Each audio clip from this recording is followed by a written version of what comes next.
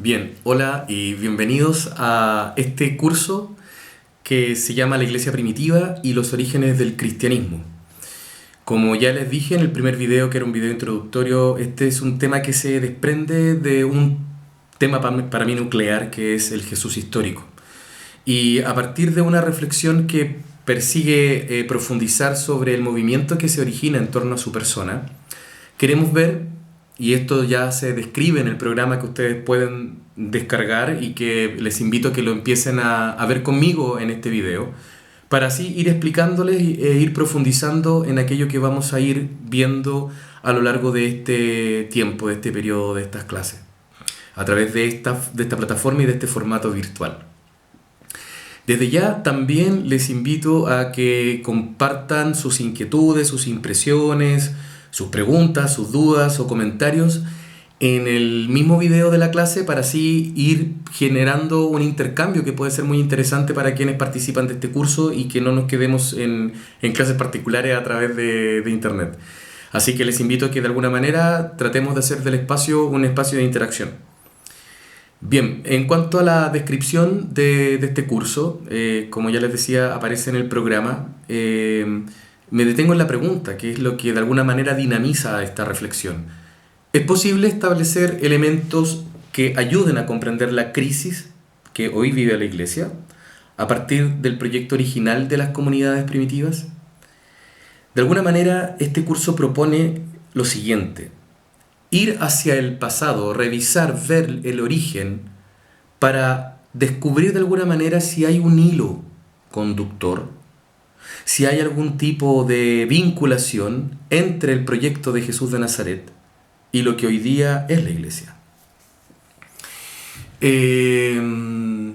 Es cierto que uno podría decir a priori que obviamente hoy día hay una lejanía de ese proyecto original, y es cierto. Pero también podemos señalar que en muchas y en muchos pervive el proyecto, ¿no? El proyecto que Jesús de alguna manera deja, ¿no?, en un legado que se materializa a través de sus seguidores. Por lo tanto, es interesante que podamos preguntarnos qué tipo de comunidad se desprendió del testimonio de Jesús de Nazaret. ¿Cuál fue la particularidad de este grupo, al punto que el Imperio Romano en algún momento lo tiene que incorporar como eje articulador y de cohesión de la sociedad romana del siglo IV? Entonces, lo que queremos de alguna manera es revisar, mirar aspectos de una eclesiología que se basa en... Eclesiología se refiere al estudio de la Iglesia, en la teología. Una eclesiología que se basa en una revisión del origen, ¿no? Ver desde ahí, desde el proyecto original, cuál ha sido la distancia, a qué se debe esa distancia, cuáles son los elementos que podemos destacar, rescatar de esa, de ese, digamos, de lejanía o ruptura, para ver hoy día en qué puntos se puede enmendar, resarcir, si es que es necesario, si es que se puede incluso, o hay que repensar tal vez las estructuras, en fin. Por lo tanto, ya nos asomamos al propósito del aprendizaje, que es reflexionar de manera crítica sobre la situación que vive la Iglesia actualmente, de cara a su proyecto original. Esto declaraste que eras, esto es en lo que te has convertido, ¿no? Y entre eso han pasado 21 siglos. Por lo tanto, hay que tratar de identificar, y esto tiene que ver con el segundo aprendizaje, las características que el Evangelio propone sobre esta comunidad naciente en torno a la ética de Jesús, a cómo Jesús se comportó. Para ver también si esos elementos de esa ética hoy día perviven en la Iglesia, o a qué nivel perviven, porque es una estructura piramidal que, sin embargo, en sus bases puede que residan elementos de ese proyecto original que se enmarcó dentro de la ética de Jesús de Nazaret. Y también va a ser una oportunidad de conocer los principales hitos del cristianismo para entender la aparición de la Iglesia en medio de un escenario particular. La Iglesia católica, tal como nosotros la conocemos, surge institucionalmente en el siglo IV. No es que nazca en la Palestina romana del siglo I, no. En ese tiempo fue simplemente una secta judía perseguida por esta religión, y además muy en conflicto con el Imperio Romano y con su programa imperial que contemplaba sobre todo la adoración al emperador. Por lo tanto, es impensable que en los primeros 30 años existe una institución como lo que hoy día nosotros conocemos. Fueron comunidades pequeñas e incluso hablaríamos de una diversidad de comunidades que dio origen no al cristianismo, sino que a los cristianismos. Distintas formas que fueron interpretando los evangelios y por lo tanto configurando una imagen de Jesús, configurando una creencia, una doctrina, hasta el punto de transformarlo en elementos distintivos, identitarios. Ya hablaremos de eso cuando tengamos entonces que asomarnos al siglo IV, que es ya un poco el final de este curso. Y a partir de todos estos elementos entonces entender cuáles son los elementos que posibilitan hoy día que el abuso de poder, por ejemplo, manifestado en la Iglesia, se materialice desde la arbitrariedad, desde la sexualidad mal usada, desde el dominio en las conciencias y también en las creencias, etc., ¿no? Es un curso entonces que quizás es ambicioso, pero que se tratará de ir reflexionando a través de esta plataforma, de esta instancia, hasta que nos tengamos que encontrar, ojalá que sea pronto. Bien, con respecto a los contenidos, como ustedes tienen el programa, la idea no es que estemos leyendo detenidamente, pero mencionar algunas cosas importantes. En esta primera parte, que nos va a tomar por lo menos unas 2 clases, quizás 3, pero esperemos que sean 2, abordaremos las características de lo religioso en el mundo actual. Brevemente les voy a compartir un poco cuál es mi impresión y la que de algunos teóricos destacan sobre cuál sería el contexto religioso hoy día. Hablar cómo se ha configurado la relación iglesia-sociedad, sobre todo acá en Chile, ¿no? Hablar un poco de eso también. Y hablar sobre la situación actual de la iglesia. Esto último, este punto, la situación actual de la iglesia, ustedes la tienen en un PowerPoint que ya he dispuesto para ustedes en el aula y que lo pueden descargar, lo pueden ver. Ese Power vamos a utilizarlo para las 2 primeras clases. Y de ahí quiero hablar un poco sobre el sentir creyente, a partir de mi propia experiencia también, la experiencia que he compartido con otros. Aprovecho de comentarle en este video, yo soy sobreviviente de abuso sexual eclesial. En estos momentos me encuentro en un proceso judicial con uno de los perpetradores que he denunciado y con respecto a otro también que espero que en algún día no muy lejano la justicia también haga lo suyo. Por lo tanto, desde ahí creo que tengo una reflexión también al respecto que puede ayudarles a entender, más allá del morbo que puede generar el acto en sí mismo, el acto que violenta a la víctima, es también reflexionar cuáles son las dinámicas que están detrás y que posibilitan en un espacio donde no debería ocurrir este tipo de situaciones. En un segundo momento entonces vamos a hablar sobre Jesús en la iglesia, ¿no? Una pregunta clave en este proceso que vamos a hacer es si Jesús quiso fundar una iglesia. ¿Y qué vamos a entender cuando hablamos de iglesia? ¿Qué decimos con la palabra iglesia?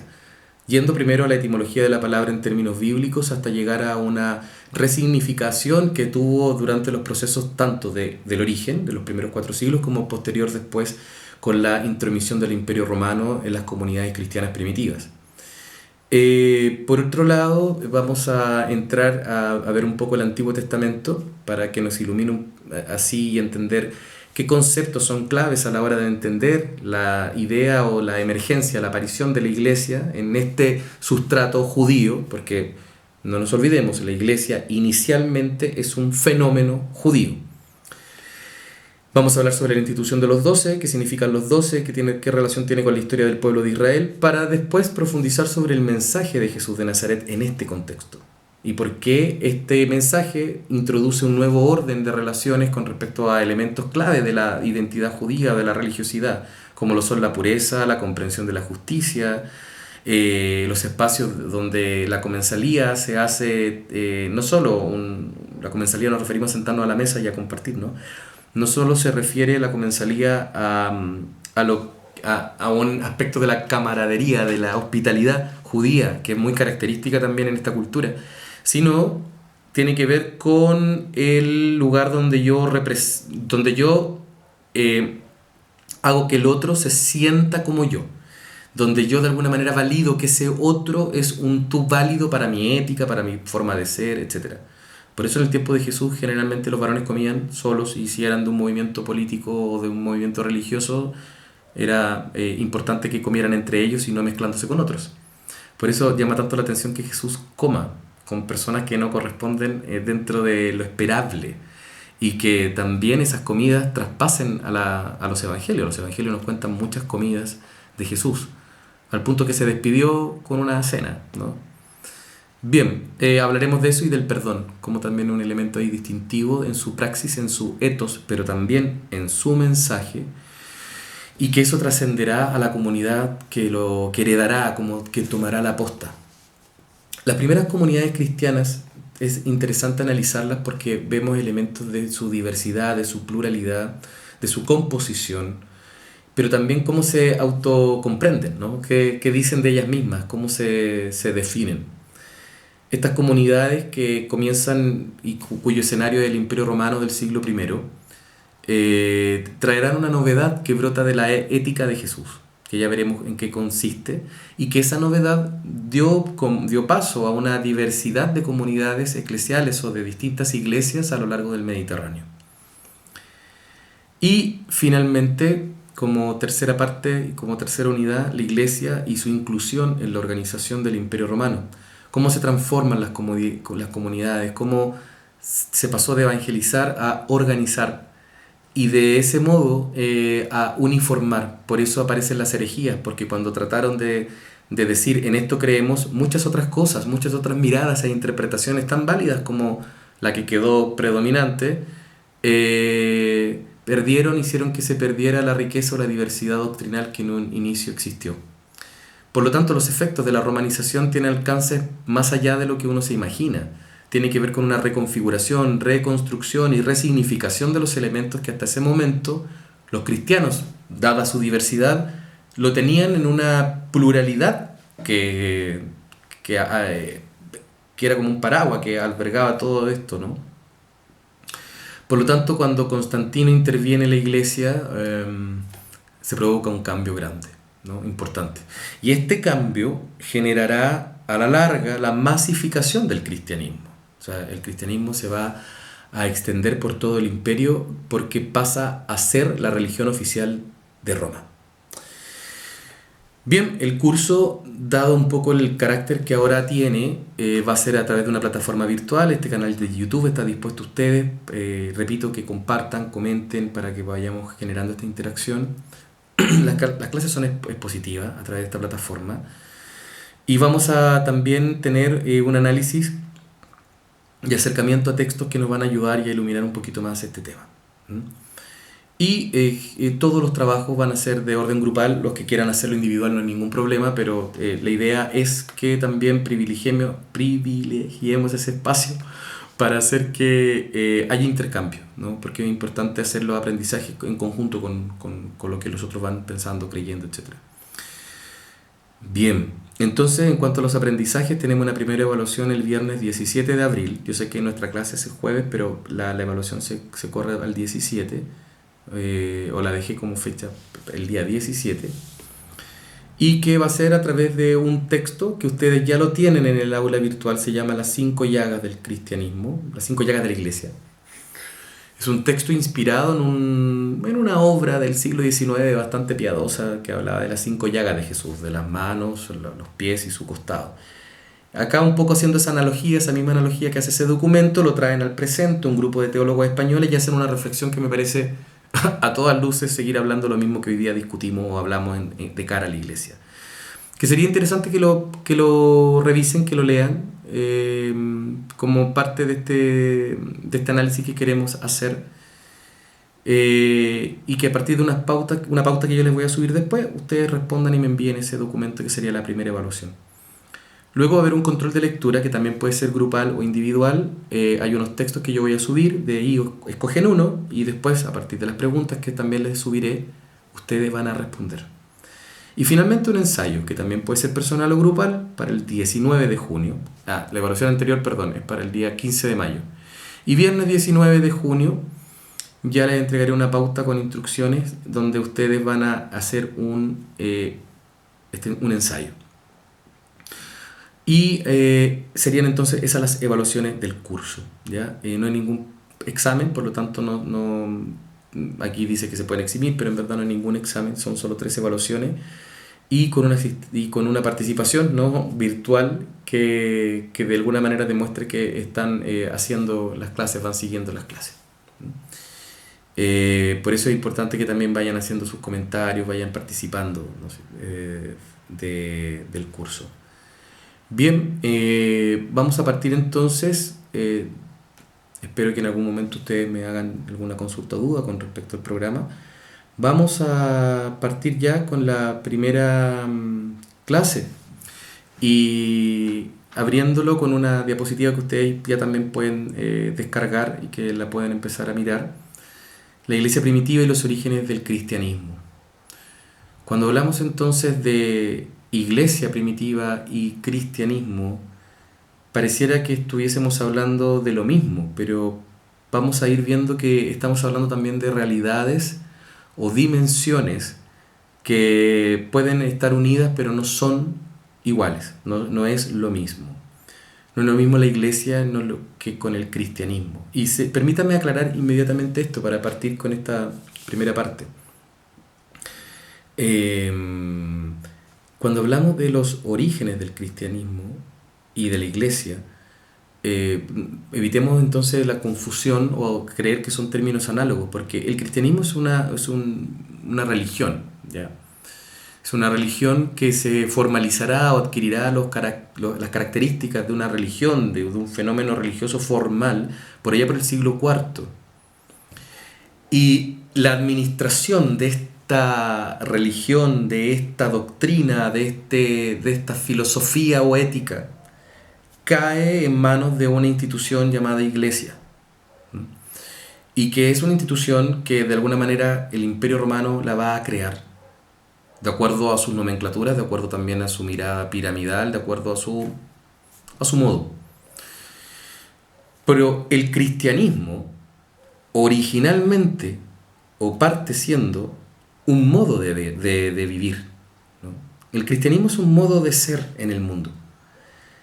Y por lo tanto, una cosa es el modo de ser y otra cosa es dónde ese modo de ser se desenvuelve, se expresa, se vincula, ¿no?, y genera otro tipo de lazos y relaciones, ¿no? La iglesia es un espacio de relaciones entre una jerarquía y un grupo de fieles, ¿no? Es una expresión bastante básica y quizás hasta bastante contraria al espíritu del Vaticano II, del Concilio Vaticano II, pero es simplemente para hacer esta distinción y esta mirada que pretendo que ustedes comprendan, ¿no? Que no es lo mismo iglesia y cristianismo. Cristianismo es la religión, cristianismo es la enseñanza, la doctrina, el mensaje, el modo de vivir. Iglesia es la institución, iglesia es la salvaguarda, iglesia es la que monopoliza o que toma este mensaje y lo administra, ¿no? Por lo tanto, ya tenemos esa distinción que creo que es importante en este minuto. Voy a subir un segundo video, con esto terminaríamos, con ese segundo video terminaríamos, con ese siguiente video terminaríamos la clase, para explicar un par de diapositivas más y hablar sobre un poco de esto del sentir creyente actual, a partir de eso, para ir ya avanzando en nuestra introducción. Nos vemos entonces en el siguiente video.